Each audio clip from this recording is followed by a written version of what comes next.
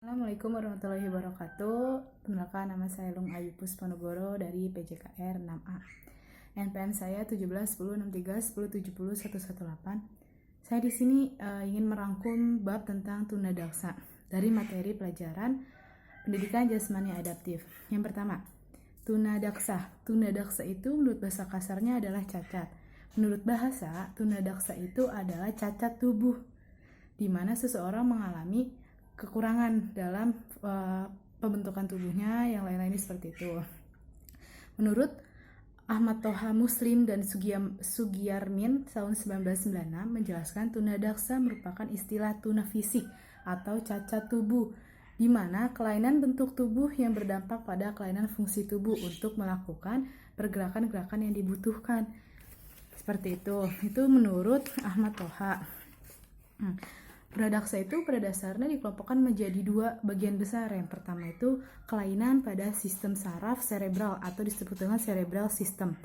Kenapa sih cerebral system ini? Kenapa harus kelainan pada di situ? Nah, jadi kelainan ini penyebab kelahiran yang terletak pada sistem saraf pusat.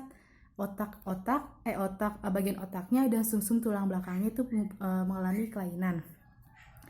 Di sini yang keduanya itu ada kelainan pada sistem otot dan rangka atau musculoskeletal system, di mana pada dasarnya kelainan anggota tubuh yang mengalami kelainan seperti kaki, tulang dan sendi, tulang belakang, dan jenis-jenis sistem otot dan rangkanya.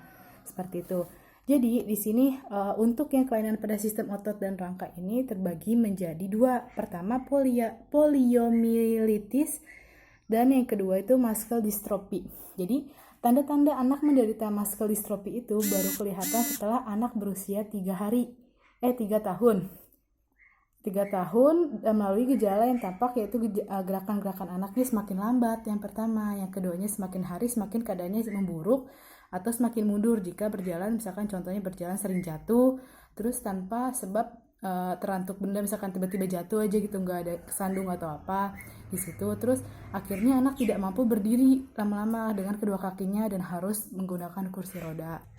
Seperti itu. Terus untuk penyebab tunadaksa ini berbagai jenis macamnya dan kerusakannya sesuai dengan kerusakan dan macam jenisnya. Timbulnya beda-beda. Harus ada dilihat dari saat terjadinya kerusakan otak, dapat terjadi pada masa sebelum lahir, saat lahir, dan sesudah lahir. Terlihatnya seperti itu.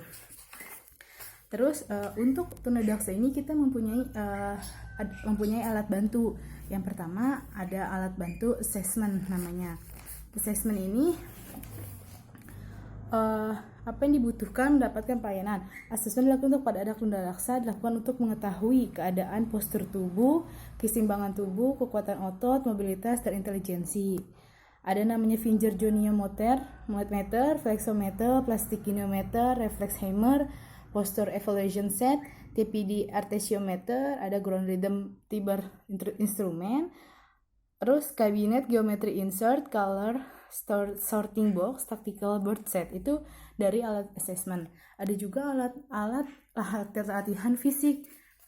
Alat latihan fisik itu banyak sih, seperti ada kayak kursi CP, ada juga sandbag, exercise mat, gitu. Dan yang ketiga itu ada alat bina diri. Alat bina diri ini karena anak tunadaksa itu tidak dapat melakukan aktivitas dengan baik, jadi melakukan perawatan diri dan kegiatan hidup sehari-hari. Ada berupa kayak swivel utensil, dressing frame set, racing shoes, mobile comet. Ada juga alat ortotik prostetik. Banyak ya di situ ortotik prostetik ini. Dan yang terakhir itu ada namanya alat bantu belajar atau akademik, seperti kartu abjad, kartu kata, kartu kalimat, dan lain-lainnya yang menunjang fasilitas untuk belajar akademik. Sekian, terima kasih. Wassalamualaikum warahmatullahi wabarakatuh.